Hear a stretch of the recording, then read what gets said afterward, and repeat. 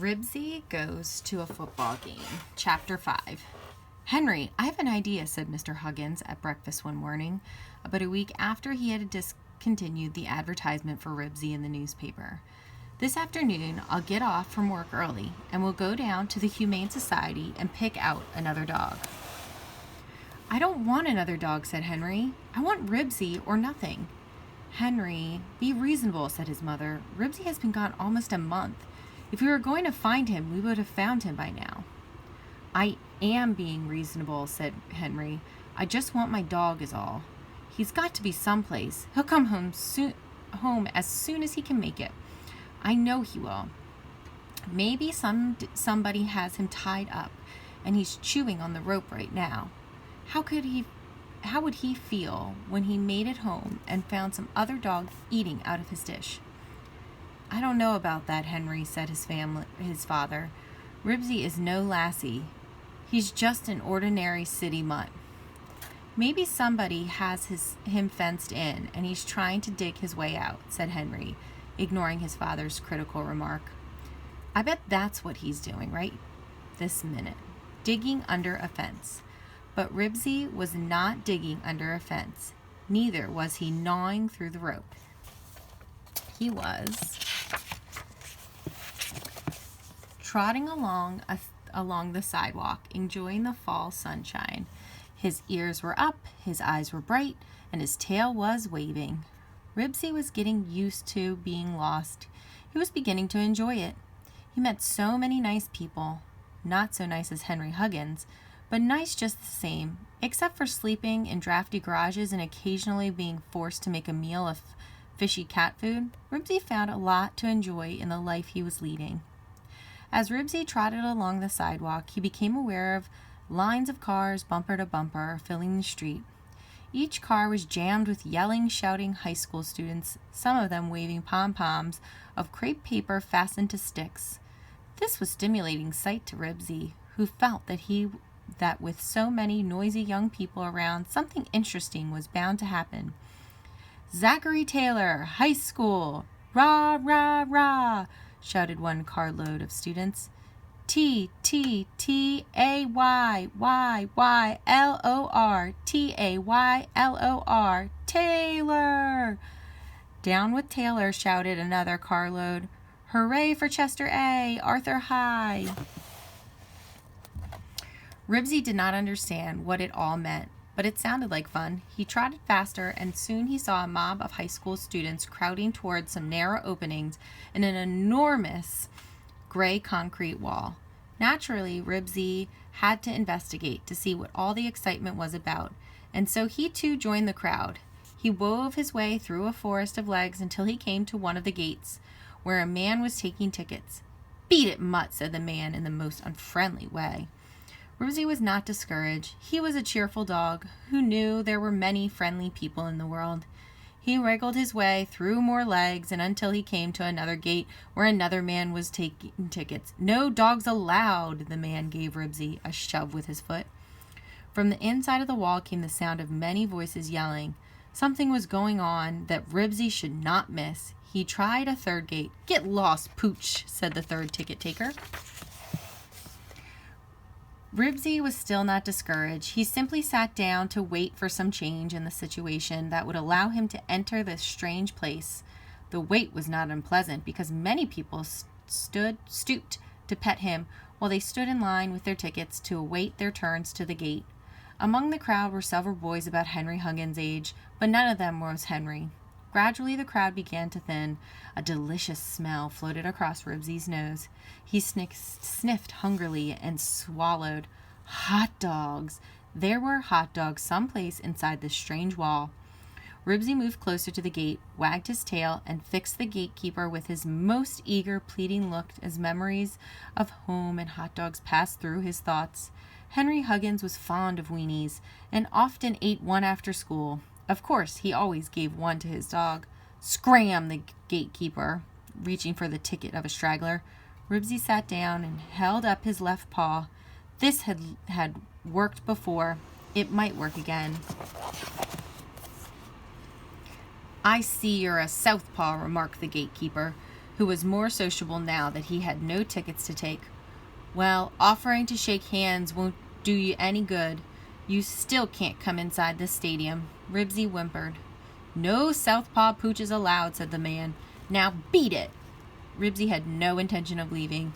Some ancestor of his had waited patiently at a rat hole. He would wait patiently at this gate. He lay down with the nose of his paws and waited. It was not easy to be patient. The sounds from inside told him he was missing something exciting, and those hot dogs smelled so good he could hardly stand it.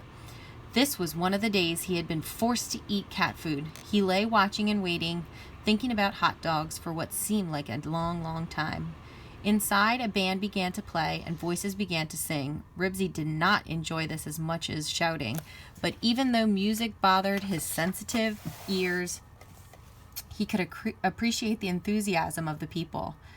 There was more yelling, and then a scream went up from the whole crowd, and a man's voice boomed out over the loudspeaker. Ribsy did not care at all for the loudspeaker, which hurt his ears, but did not hurt them enough to drive him away. Hunger, curiosity, and the desire to be on the excitement held him to his vigil at the gate. A boy about Henry's age, wearing jeans, patched on both knees, and on the seat, appeared at the gate. "Hey, mister, can I go in?" he asked. "The game has started and the stadium isn't full."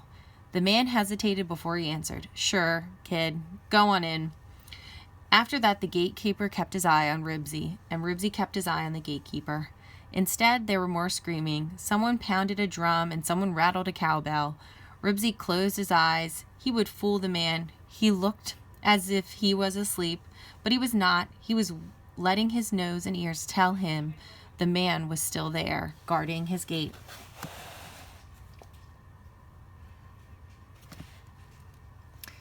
T-T-T-A-Y, shouted the students from Zachary Taylor High School.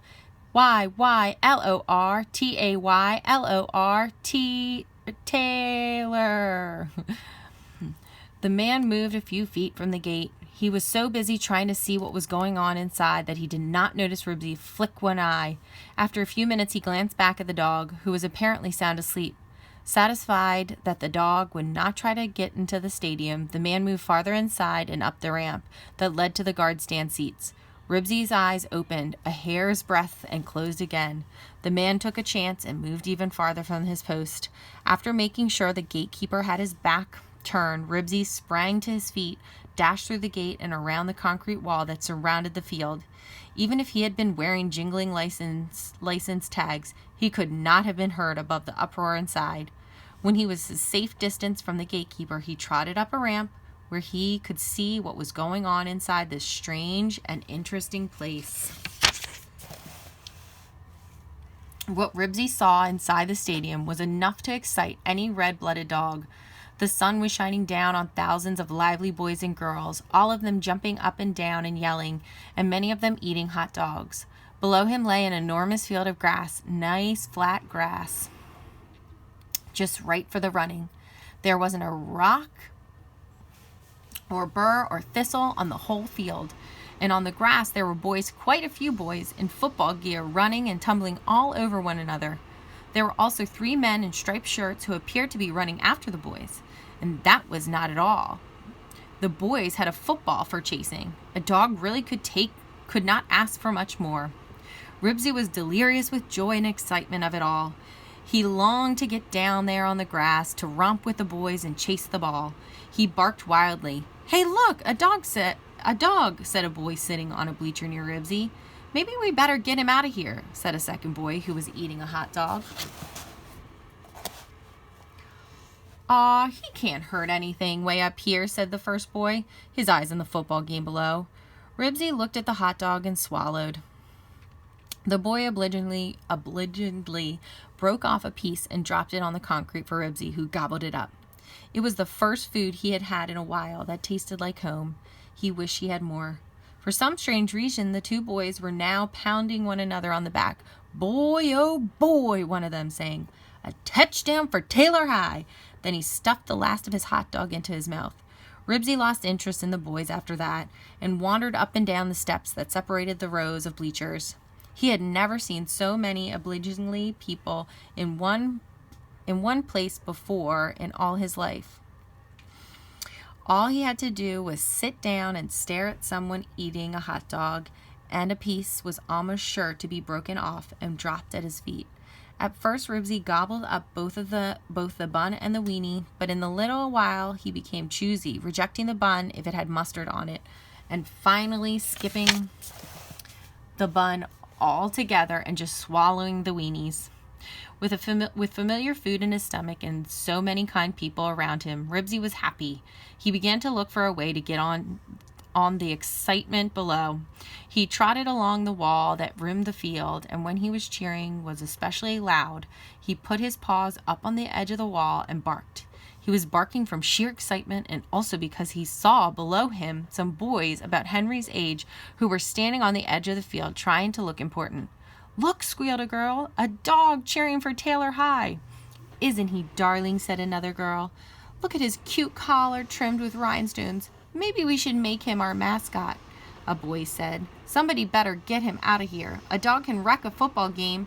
But the game was so exciting, with the score 7-6 in favor of Zachary Taylor High, that no one wanted to take their eyes off the players long enough to remove a dog from the stadium.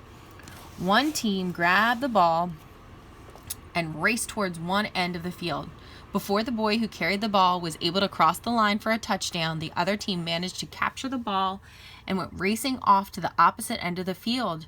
The game was so close that no one was paying any attention to Ribsy. He was free to explore the stadium. One team made a touchdown, and then another team made a touchdown. Finally, down at the end under the scoreboard, Ribsy found a ramp that led through the sort of tunnel that opened on that nice green grass. "We want a touchdown! We want a touchdown!" the crowd was chanting. Since all the boys Ribsy had ever known who tumbled around on grass were glad to have a dog to romp with him, Ribsy ran out on the field, confident that he was welcome. The grass was so cool to his paws and a fragrant to his nose that he had to stop for a good roll. With his 4 feet in the air, he squirmed and wiggled. It was bliss. Only the fun of chasing a ball made him stop. The quarterback from Chester A. Arthur High School had the ball and was running down the field towards the end zone with the Zachary Taylor team after him. The boys and girls in the grandstand were screaming, yelling mob. The hands on the clock of the scoreboard showed that only seconds were left to play, and those seconds were passing quickly. Naturally, Ribsy wanted to chase after the fastest runner. The boy who was carrying the ball, he raced down the edge of the field, avoiding the younger boys, who, to his delight, had begun to chase him. A newspaper photographer, anxious to photograph the moment that would decide the game, ran along the side of the field with the boys chasing Ribsy. To Ribsy, this was all part of the fun. "Come on, Arthur!" screamed half the mob who attended Chester A. Arthur High School. "Tackle him! Tackle him!" screamed the other half who attended Zachary Taylor High School. This was the most fun Ribsy had enjoyed since the boys and girls had chased him around the schoolyard with a lunch bag in his mouth. He eluded the younger boys who were chasing him along the side of the field. When he was opposite the quarterback who was carrying the ball, he put on a burst of speed and darted onto the field in front of the player. Ribsy hoped he would drop the ball so he could have a turn chasing it.